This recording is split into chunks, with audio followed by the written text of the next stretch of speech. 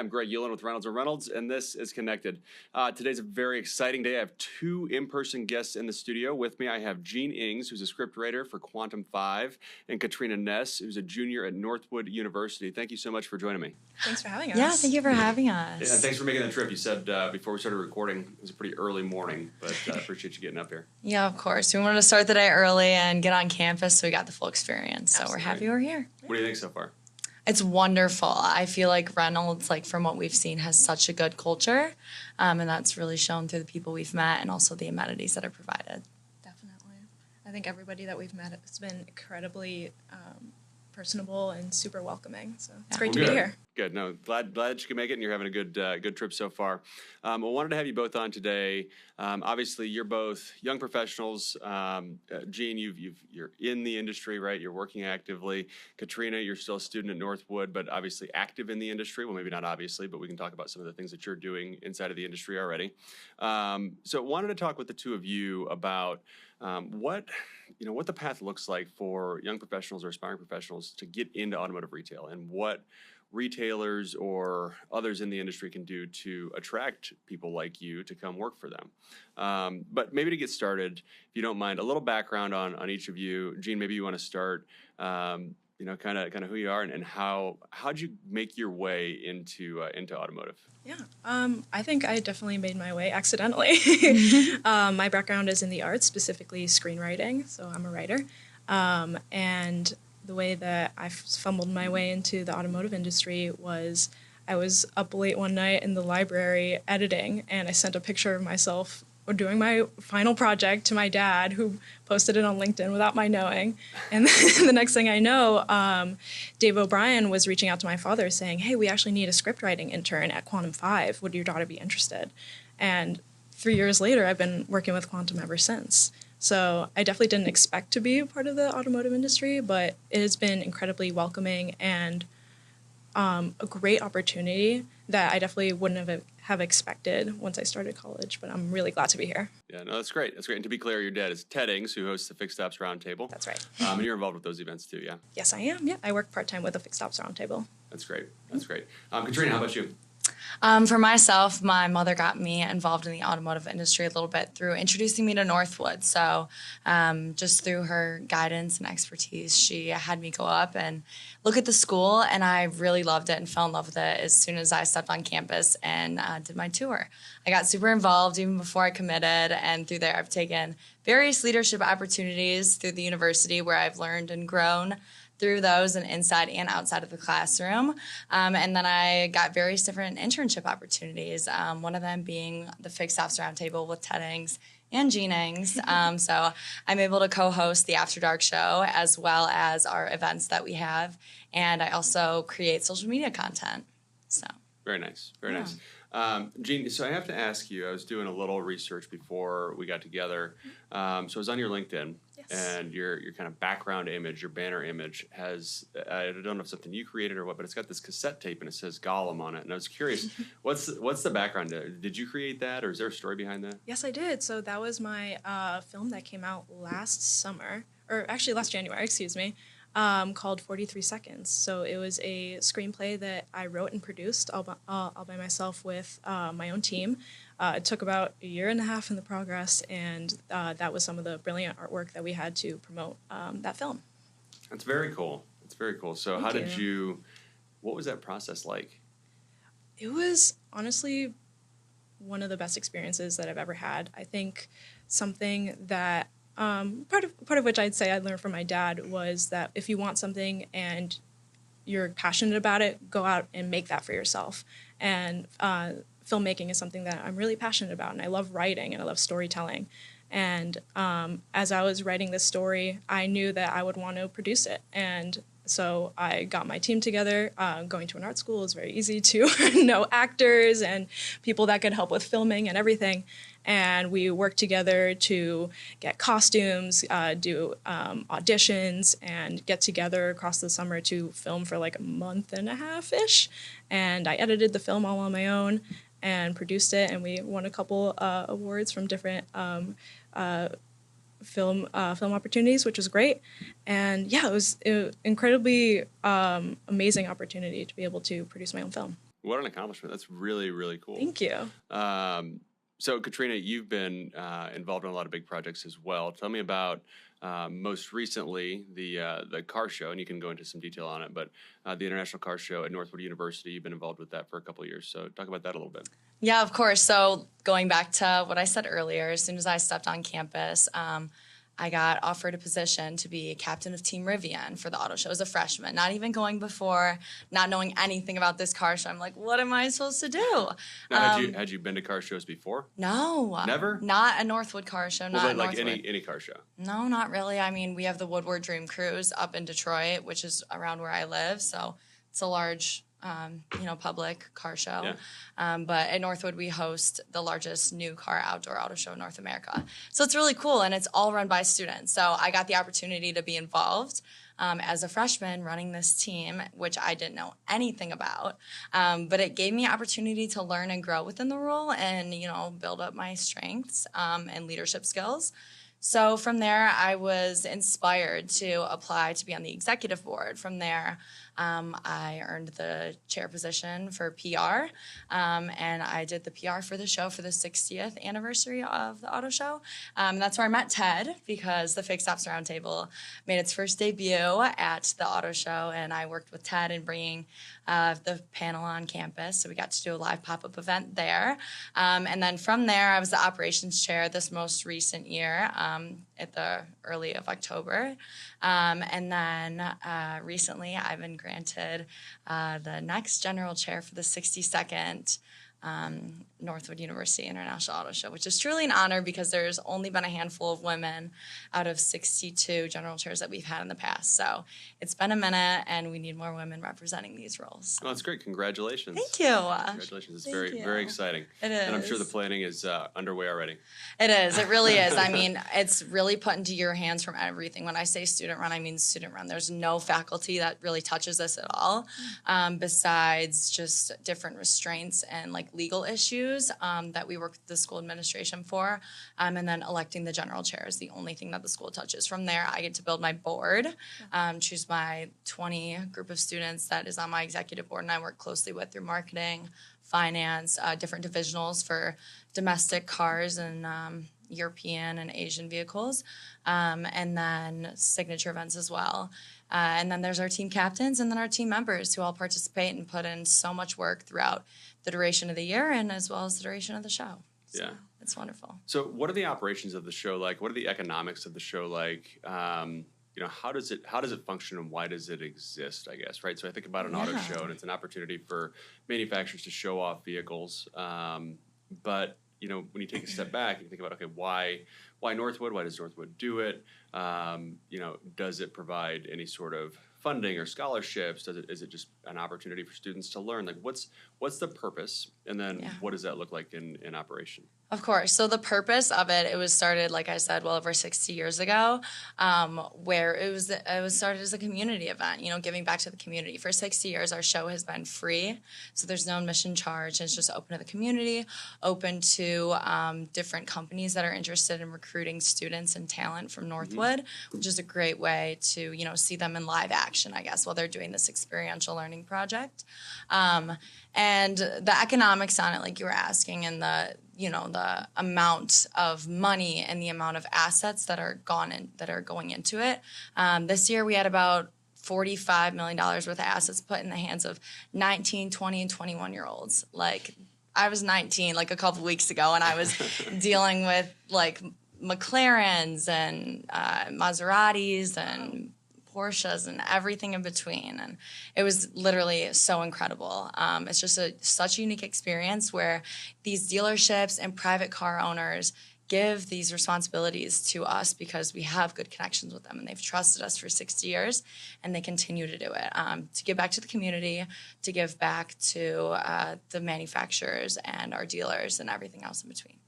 Oh, that's great. That's great. So obviously you're both very driven, very focused on getting things done. I like to think of it as, you have a high bias to action, right? It's like you don't want to sit still, it seems like. Yeah, absolutely. So people like you, and certainly you two specifically, are the types of folks that we want in the automotive industry, right? In automotive retail, dealers would love to have you. Vendor partners would love to have you. OEMs would love to have you, and it's always a struggle to get talented and driven people to join an organization. I don't care what type of company you are. And we hear about it all the time in retail automotive. How do we draw more people in, especially young people that want to grow a career? Yeah. So thinking about that, I'm curious, maybe Jean, you can start from your perspective.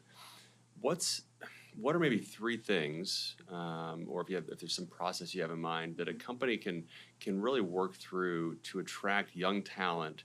And we can talk about keeping that young talent in a minute. But first of all, just bringing people in to get them into automotive retail. What are some of those things that you think employers can do? Dealerships specifically, but employers in general. Yeah, I think that's a great question. I would say my main thing is think outside the box. What I love about my experience is that even though my father obviously is from the realm of automotive, that's not where I saw myself going at all.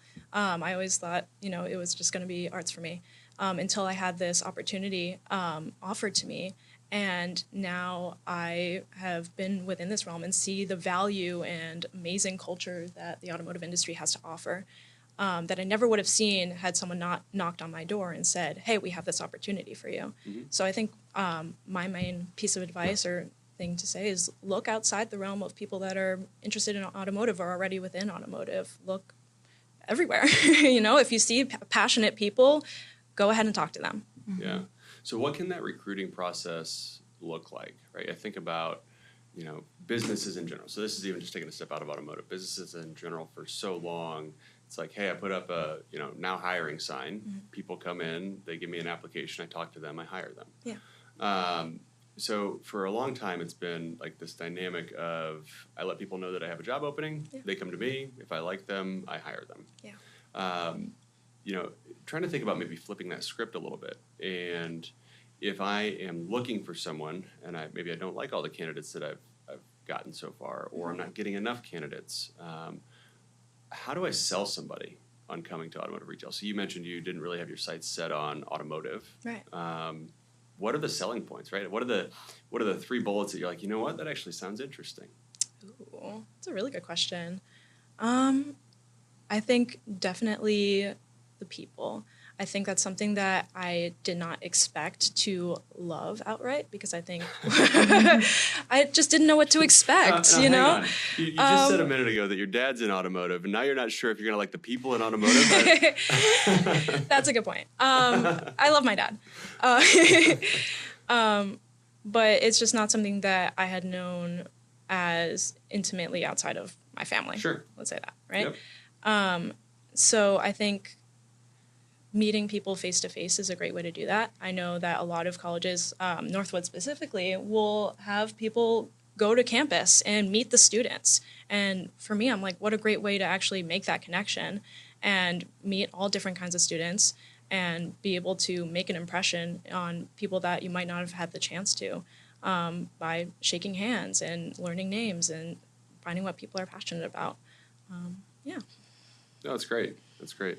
So, Katrina, how about you? You've done seemingly a good job of kind of inserting yourself into the industry, right? You went to Northwood, and then you've gotten involved in a lot of different ways, whether it's through internships or through the auto show, a lot of different ways. So, someone like you maybe has a little bit different of a perspective than someone like Jean, who wasn't necessarily thinking about automotive. It seems like you very much are thinking about automotive. So, with that, you have another year left in school, Yes. give or take. Yeah. So another year left in school.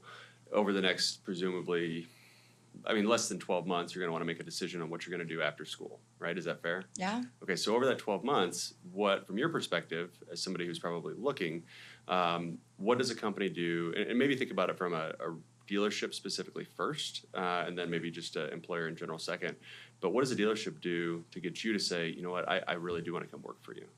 For me, I say seeing the possibility in the growth path of you and your roles inside of the organization or the dealership that you're interested in working for. I think if you want to attract driven people want to climb up. They want to be the best that they can be and get to the top as soon as they can and as best as they can, because that's just our mindsets, you know? So I think showing a clear growth path and showing that there is potential and that you can grow inside this organization, I think is really important for you know, bringing people in that really have that driven mindset and want to excel and want to provide for your company and do as much as they can and grow as much as they can within it. Another thing I think is culture. I think culture is very important in creating a comforting yet family-like, but also very professional culture where people, again, have the opportunity to grow, but also are connected within the organization, but without as well. And having good relationships with customers and, you know, having that good standpoint within the industry and the automotive industry or any industry as well. Yeah. So how do you get those things across? So if you're sitting on the other side of the table, right, and you're looking to hire you or Jean, right, how do you express those things to someone without having them in the store already? How do you articulate that so that they believe you and they're like, you know what, I want to go there without them having the experience? I have two answers for this, very different, through experience. So number one is kind of what Reynolds does and what like Ally does through my school. They come in, you guys come in, and you teach classes. You establish labs. Next week, we have something called the Ally Simulation within my dealership financial statement class, where we are split into groups of like 4 students, and we're given a struggling dealership, and we need to build it from the ground up and make it successful again. And like, is that not something to talk about on a resume or in an interview? Like, that's amazing to begin with. But then having the Ally name behind it as well, I think really, you know, embedding yourself inside of a school with young people that are open to work and open to learning new things, I think is a great way to do it. And Reynolds has labs inside of our school. You guys come in and teach. You have physical labs where we are able to use the computers. I was talking to people earlier, and I was saying we have a doc pad on campus where we can, you know, show that and see how it works and use it ourselves. So it's really cool that we have those possibilities and opportunities. Another thing is, for my summer internship, I worked at a dealer group in Maryland, Salisbury, Maryland. It was called Pohanka Automotive Group. And what they did for their salespeople is they recruited athletes, college athletes from local high school or local colleges, baseball players specifically. And I mean, you think about like their resumes might not be the strongest because they're so committed to sports. Sports take up their whole time, but they're driven, they're competitive, they're ready to work, and it's just kind of a different kind of, you know, culture. And it's not something they can really describe on paper necessarily, but when you have these like competitive men or women that are ready to go into work and ready to climb the leaderboard for sales and stuff like that, you get a really strong team under you. And so that was one of the way my dealer group, you know, recruited different salespeople. And I always think of that in the back of my mind. And I'm like, not a lot of people are thinking about it. Sure. And it's through like friends and stuff like that. So those are two ways, I would say. That's great. Sounds like they knocked it out of the park. Yeah. I love that. So I want to ask both of you, maybe it's the same answer, maybe it's different, but Katrina, you just mentioned something about growth opportunities, right? Yeah. And career pathing and that type of thing. And I get the sense that there may be, in some cases at least, a disconnect between, you know, employers and employees on how quickly that happens, right? And what that path looks like. And so I just want maybe both of you to share kind of what your expectations are, right? So you mentioned, maybe start with you because you brought it up, is like, what are your expectations on how quickly you progress through an organization? Like, what does that look like? I think a lot of it is how much you put into it. Like if you strive and you work hard when you're young, as I hope to do as soon as I get out of college and as I'm doing now, I'd hope to be able to climb up as soon as I can and as fast as I can. And if there's opening roles and a manager sees me fit for that position, I would expect it to be considered for it, you know, if I'm deserving of it at the time. So I think it's really just as much as you put in is what you're going to get out of it. I think it's different for every person. And I don't think it should be expected for everyone because, again, if you're not working your hardest and you're not showing that you can manage a role like that or you deserve a role like that, you're not going to get it. So it's hard to kind of lay it out exactly because you also don't want to disappoint when you don't see an employee doing the best that they can or doing the best of a job that would be fit for, a growth in a role. So it's hard. But for me, I think as much as you put in is how much you should get out, in Sure. my opinion. Now, do you have, and if the answer is no, it's perfectly fine, but do you have like a timeline in your mind? Because, let's say you're in a dealership, as an example, right? So you end up working for Pohanka, and you're in a role. Do you have in your head, like, okay, after a year, I want to move into the next role, and after 2 years, I want to move into the next role, and by the time I'm X years old, I want to be doing this? Like, do you have those expectations in your head as far as a timeline goes? As of now, not yet, because I think it's hard when you're not already sitting in a role and you see people around you doing well in higher up roles, and you can see yourself fitting into those. Through my summer internship, I obviously saw myself in different positions, but it's hard because I wasn't working there full time. But after college, if I were to go straight into a dealership, I would love to go straight into finance. And I was offered that opportunity. I would be sent straight down to Texas, where I would do ethos training, which is a finance training that the dealer group I used, I interned at, used. So I think for me, it's different for everyone as well.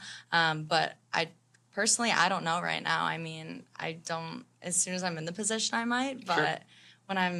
when I haven't really had a full-time position within a dealership yet, it's hard for me to see where I want to go next. But at some point, if I were to excel inside of a dealership, I would want to own my own stores one day. So one day. That's a great aspiration to have. Thank you. Jean, how about you? You're in the workforce, you're in the industry. It seems like, just hearing you kind of talk about what you do, it seems like you really enjoy it. So do you have those same types of aspirations? Because I've also found that, different people operate in different ways, right? They're driven by different things. Right. So, especially if you're really passionate about what you do, and I see this a lot. I feel this way sometimes when you get to create things, right? Like, you just love doing it. Yeah. So same question to you, right? Like, what are your expectations, if any? And maybe did your employer, did Quantum5 have that conversation with you about expectations? Did you guys kind of come together and just discuss it? And was that helpful? Absolutely. It was, I think, something that we talked about right off the bat. When I started with Quantum5, I started as an intern while I was still in college. And when I was being onboarded, they talked about, once, you graduate and we see how you've worked with us, we would love, to talk about employment, full-time employment opportunities with you. And once I graduated, that was exactly the conversation that we had. I think since once I was full-time, my role has expanded to be so much more than just a scriptwriter. I do a lot of designing now for the activities that go in our apps. I'm talking to community members and other members within the Quantum team that aren't just the people that work for the app specifically. And I can see the role that I'm starting with just definitely growing as I'm growing within the company and within my own talents and capabilities, that I'm getting more and more confident and learning new things. And it's been incredible because not only do I get to have that growth for myself, but they also encourage me to do that. And they also want to help me learn and grow. And the ways that I want to see new opportunities, they are jumping at the bait to help me do that. That's great. That's great. So you actually both mentioned internships. Yes. Do you see that as an effective way if you're an employer, right? And I think there's a lot of opportunity out there, and a lot of people do it, right? Yeah. We do it at Reynolds. But with internships, is that an effective way to draw people in, right? And you mentioned having an internship and then talking about, once you graduate, coming on full time. I guess, what are the pros and cons of that? Maybe, if you can, think about it from the dealership or from the employer's perspective. Kind of what are the pros and cons around internships as almost a recruiting tool?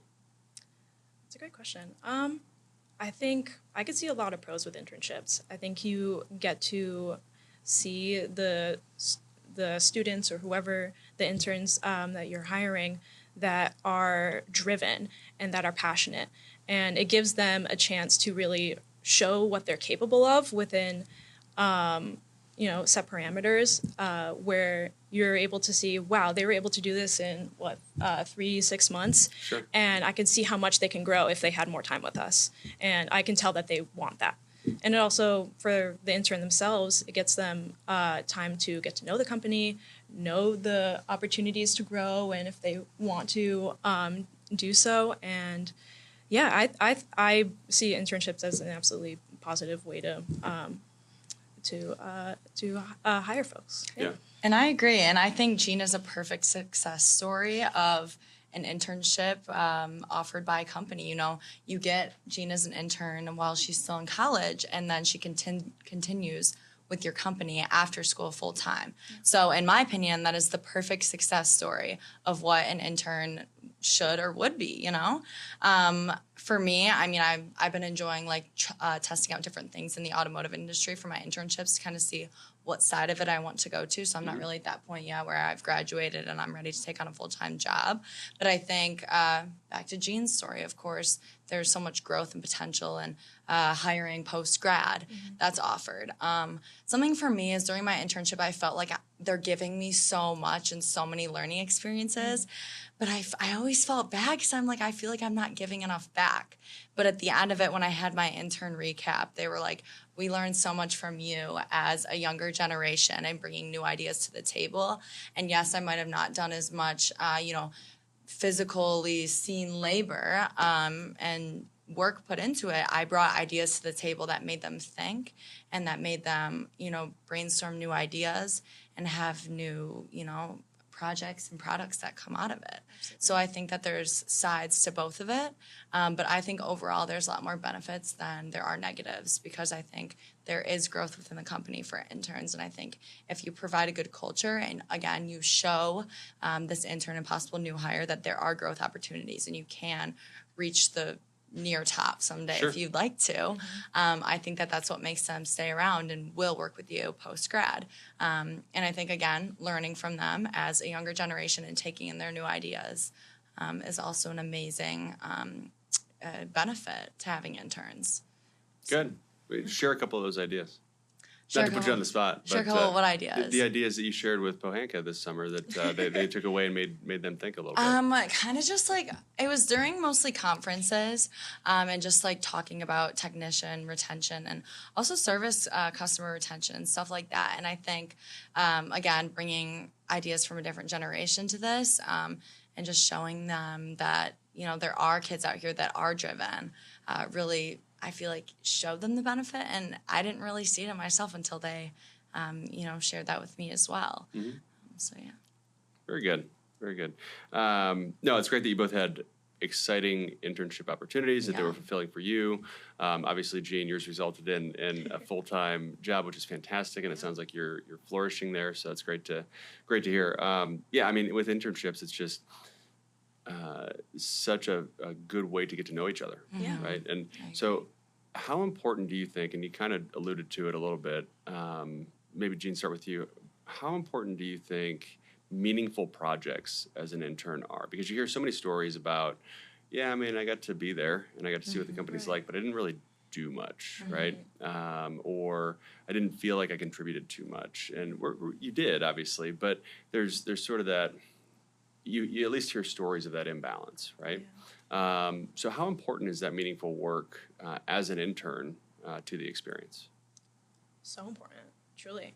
I think, at least from my experience when I started at Quantum, they were still very young. So I was one of two scriptwriters. Okay. And a lot of the works that I started on when I was just an intern paved the way for works that we have now.